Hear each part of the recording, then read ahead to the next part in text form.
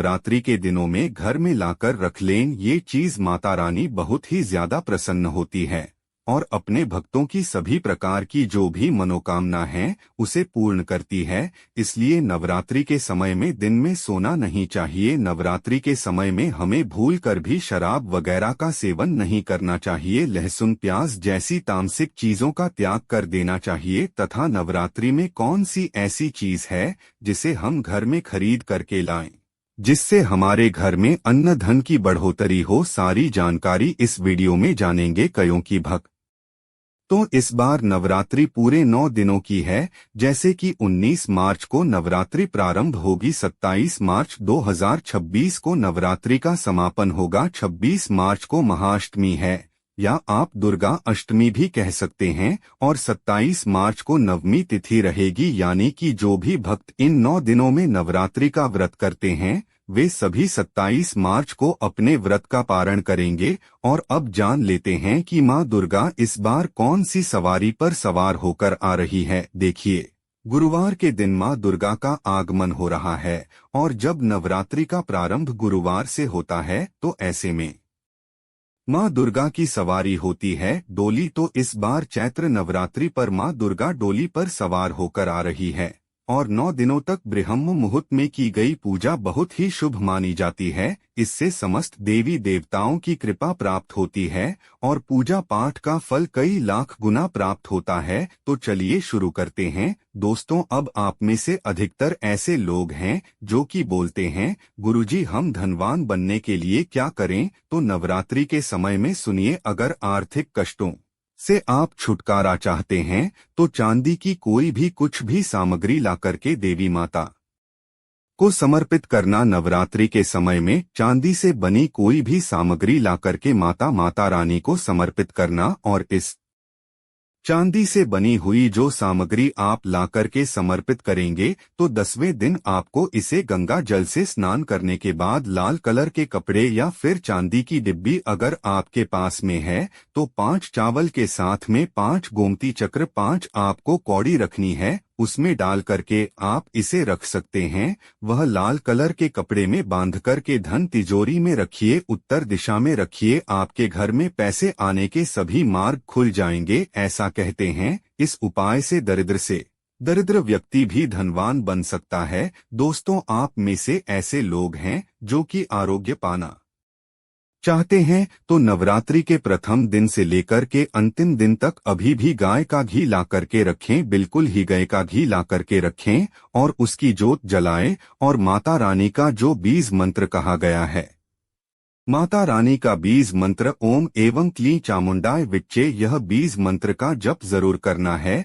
तो आपको आरोग्य मिलेगा, आपकी जो बीमारी है वह दूर होगी। तो आप में से ऐसे लोग हैं जो कि स्वयं का घर चाहते हैं, यानी उनके घर नहीं है और वह चाहते हैं माता रानी की कृपा से हमारा घर हो जाए। देखिए, इस उपाय से हम कई लोगों को करना क्या है, मिट्टी का छोटा सा घर खरीद करके लाना है। मिट्टी का छोटा सा आप स्वयं भी घर बना सकते हैं। यह बना करके माता रानी को समर्पित करना है तो नवरात्रि के बाद स्वयं आपके पास घर होगा। कुछ दिनों बाद आपकी जो मनोकामना है वह मनोकामना की पूर्ति होगी। लेकिन लालच मत रखना और सच्ची भक्ति आराधना में लग जाएं। अष्टमी या में नवमी के दिन इसे मंदिर में जाकर के आपको चढ़ा करके आ जाना है तो स्वयं आप देखना आपकी पदोन्नति हो जाएगी, दिन दुगनी रात चौगुनी तरक्की होगी, गल्ला हमेशा नोटों से भरा रहेगा, धन से घर भरा रहेगा। चलिए, मैं आप लोगों को अपार धन संपत्ति प्राप्त करने के लिए जबरदस्त गुप्त प्रयोग बता रहा हूं। तो अपार धन संपत्ति प्राप्त करना चाहते हैं तो इन 9 दिनों में आपको किन्नर से 1 रुपए का सिक्का मांग लेना है। देखिए, बड़ी मुश्किल से किन्नर पैसे देते हैं क्योंकि उनकी जो दुआ होती है उसमें काफी दम होता है। अगर आपके पास में कोई किन्नर अच्छे संपर्क में है, आपसे अच्छा बनता है तो नवरात्रि में किन्नर से आपको 1 रुपए का सिक्का लेना है और आपको इस गंगाजल में धोने के बाद नवरात्रि के समय में ही आपको अपनी तिजोरी या फिर पर्स में रखना है। आजीवन आपके घर में पैसों की कमी नहीं होगी। किन्नर को मां जगदम्बा का आशीर्वाद प्राप्त है, ब्रह्मा जी का वरदान प्राप्त है, उनका आशीर्वाद सच्चे दिल से अगर जिस किसी भी व्यक्ति के सर पर हो जाए तो उसका बेड़ा पार हो जाता है, उसे राजा बनने से कोई नहीं रोक सकता। लेकिन याद रहे, किन्नर असली होना चाहिए। आजकल बाजार में मर्द लोग भी किन्नर बनकर दान लेते हैं, ईश्वरीय शक्ति के रूप में माना जाता है। उसे किन्नर द्वारा मिला आशीर्वाद स्वयं हीरा बन जाता है, धन बन जाता है, सोना चांदी बन जाता है। दोस्तों, आप चाहते हैं तो मौली धागा भी इस दिन खरीद करके 9 गांठ लगा दीजिए। 9 गांठ लगाने के बाद इस धागे को मनोकामना बोलते हुए, नवदुर्गा का ध्यान करते हुए, 9 प्रकार की मनोकामना बोलते हुए 9 गांठ लगाना है और नवदुर्गा माता को इस समर्पित कर देना है, यानी कि भेंट कर देना है। तो 9 प्रकार की आपकी इच्छा की पूर्ति होती है, 9 प्रकार की आपको फल प्राप्त होते हैं। माता बड़ी प्रसन्न होती है, सौभाग्य की प्राप्ति होती है। 9 प्रकार के आपको फल प्राप्त होते हैं, माता बड़ी प्रसन्न होती है, खुश होती है। दोस्तों, आप चाहते हो तो कमल पर विराजमान माता लक्ष्मी की तस्वीर भी ला सकते हैं। इससे धन समृद्धि घर में बढ़ती है, सौभाग्य की प्राप्ति होती है। लेकिन एक बात का विशेष ध्यान रखना, इस आपको उत्तर दिशा में लगाना है। आप चाहते हो तो नवरात्रि के किसी भी दिन में 16 श्रृंगार खरीद करके ला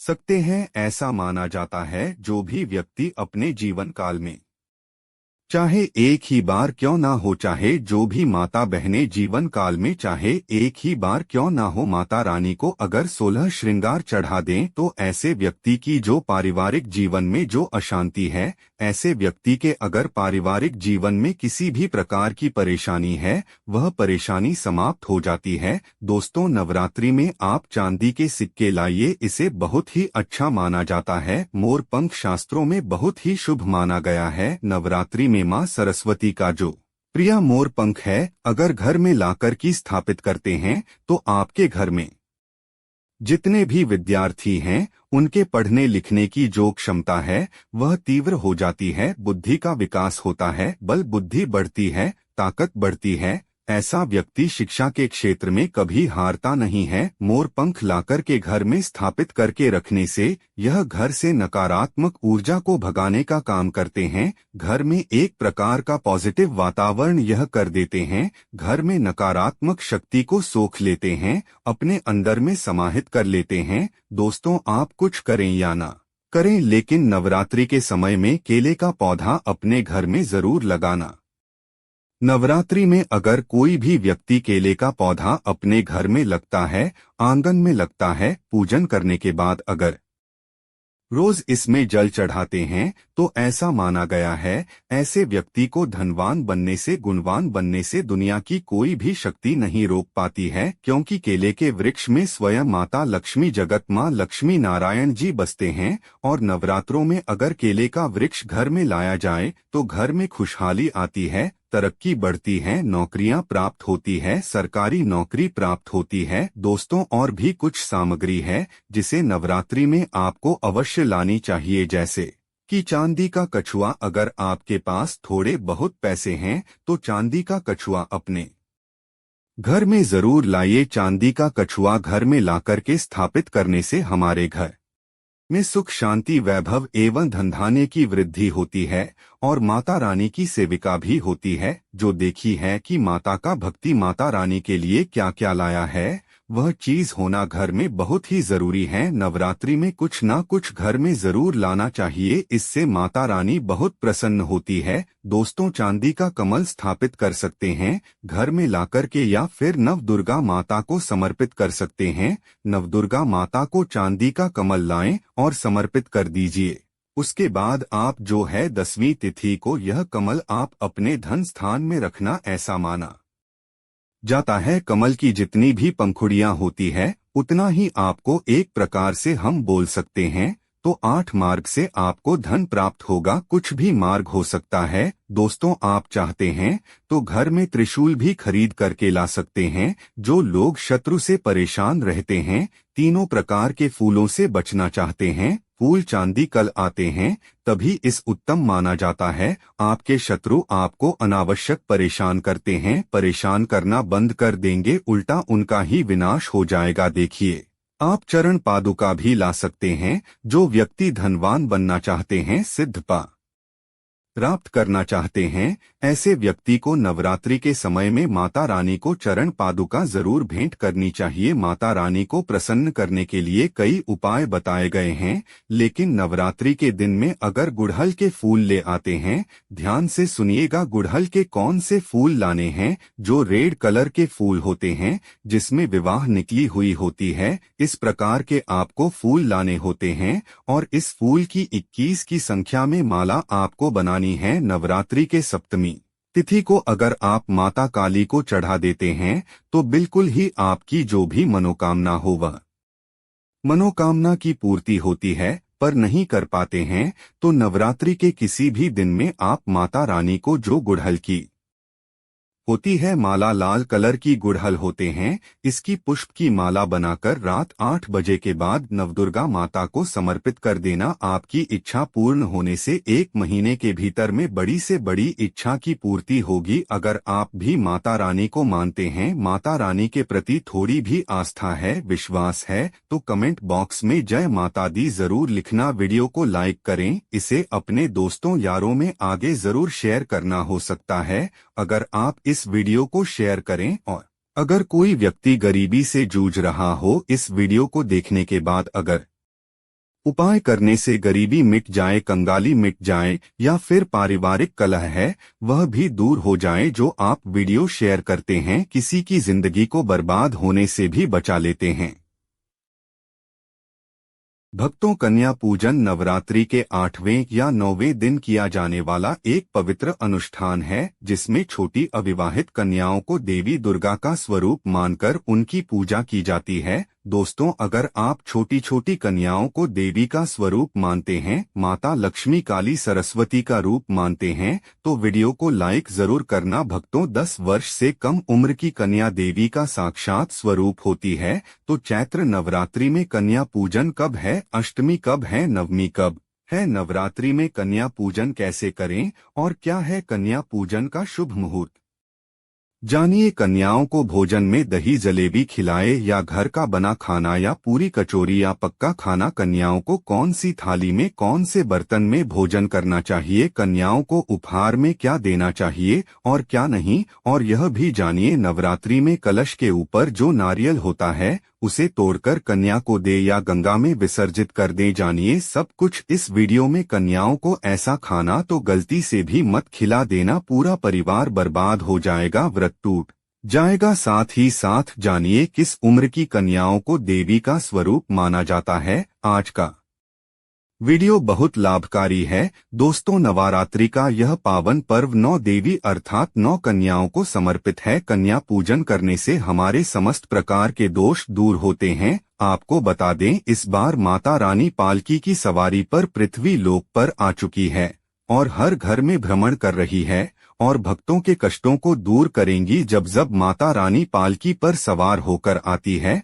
तब धरती पर फूल खिलते हैं और फसल अच्छी होती है तथा हरियाली की उत्पत्ति होती है और जीवन शुद्ध गंगा जल की तरह पवित्र हो जाता है। इस समय के नवरात्रि बहुत ही खूबसूरत, दुर्लभ और अत्यंत मंगलकारी माने जा रहे हैं। इस बार चैत्र नवरात्रि 19 मार्च गुरुवार को शुरू होकर और इसका समापन 27 मार्च को होगा। दोस्तों, नवरात्रि की अष्टमी और नवमी तिथि पर कन्या पूजन किया जाता है। इस बार महाअष्टमी तिथि 26 मार्च गुरुवार को पड़ रही है और अगर आप नवमी पर कन्या पूजन करना चाहते हैं तो नवमी है 27 मार्च शुक्रवार को है। चलिए अब जानते हैं कन्या पूजन का शुभ मुहूर्त। शुभ मुहूर्त में कन्या पूजन करने से अलौकिक धन की प्राप्ति होती है, बल बुद्धि विद्या की प्राप्ति होती है, माता का आशीर्वाद विशेषकर भक्त जनों को प्राप्त होता है। कन्या पूजन का मुहूर्त पंचांग के अनुसार दुर्गा अष्टमी चैत्र शुक्ल अष्टमी तिथि को मनाते हैं। इस बार चैत्र शुक्ल अष्टमी तिथि 25 मार्च बुधवार को दोपहर 1:50 PM से लेकर 26 मार्च गुरुवार 11:48 AM तक है। ऐसे में दुर्गा अष्टमी 26 मार्च को है। जिन लोगों के घर दुर्गा अष्टमी को कन्या पूजा करते हैं वे 26 मार्च को कन्या पूजा करें। इस बार चैत्र शुक्ल नवमी तिथि 26 मार्च को 11:48 AM से शुरू हो रही है और यह 27 मार्च को सुबह 10:06 AM तक है। उदया तिथि के आधार पर महानवमी 27 मार्च को है। ऐसे में जिनके यहाँ महानवमी को कन्या पूजा करते हैं वे 27 मार्च को कन्या पूजा कर लें। नवरात्रि 19 मार्च से शुरू हुए थे और 27 मार्च को समाप्त होंगे। शास्त्रों में 9 दिनों के नवरात्रि को बहुत ही शुभ और मंगलकारी माना जाता है और 10 दिनों के नवरात्र शारदीय नवरात्रों को ही माना जाता है, क्योंकि इसमें 10वें दिन दुर्गा विसर्जन किया जाता है। जो लोग दुर्गा विसर्जन करते हैं तो उन्हें 10वें दिन भी व्रत का पालन अवश्य करना चाहिए, और जो लोग दुर्गा विसर्जन नहीं करते, माता की स्थापना नहीं करते, तो उन्हें 9वें दिन कन्या पूजन करना चाहिए और 10वें दिन कन्या पूजन वालों करेंगे जिन्होंने विसर्जन के लिए माता की स्थापना की है। शास्त्रों के अनुसार नवरात्रि के दिनों में माता रानी का पूजन करने से, कन्या पूजन करने से तीनों देवी माँ, काली माँ, सरस्वती माता, लक्ष्मी आपके पूरे परिवार को, व्रतधारी को अभय वरदान प्रदान करती है। साथ ही सच्चे हृदय कमल वाले व्यक्ति के सभी कष्टों का निवारण माता रानी करती है। माता शेरावाली की पूजा करने से, उपासना से विनम्रता का विकास होता है। नवरात्रि में माता रानी का व्रत और पूजन किया जाता है, लेकिन नवरात्रि के दौरान सबसे ज्यादा महत्व होता है कन्या पूजन का। कन्या रानी का, कन्या हर घर में होती है, कन्या देवी है। कन्या संसार को चलाने वाली, प्रकृति की सबसे अनमोल कहे जाने वाली विशेष देवी होती है। 9 देवियों का इनमें वास होता है। खासकर माता काली, माता सरस्वती, माता लक्ष्मी का वास होता है। इन्हें सताना नहीं चाहिए, सच्चे प्रेम भाव से पूजा आराधना और उनकी सेवा करनी चाहिए। इनको खुश रखना चाहिए, इसीलिए शास्त्रों में कन्या पूजन का विधान है। दोस्तों, माना जाता है कि व्रत और उपासना से माता रानी इतना प्रसन्न नहीं होती है जितना कि कन्या पूजन से होती है। नवरात्रि में छोटी छोटी कन्याओं को माता रानी का स्वरूप माना जाता है। कन्याओं को भोग लगाया जाता है, उन्हें प्रसन्न किया जाता है और बदले में आशीर्वाद मांगा जाता है। कन्याओं को प्रसन्न करने के लिए गिफ्ट आदि उपहार दिए जाते हैं। माना जाता है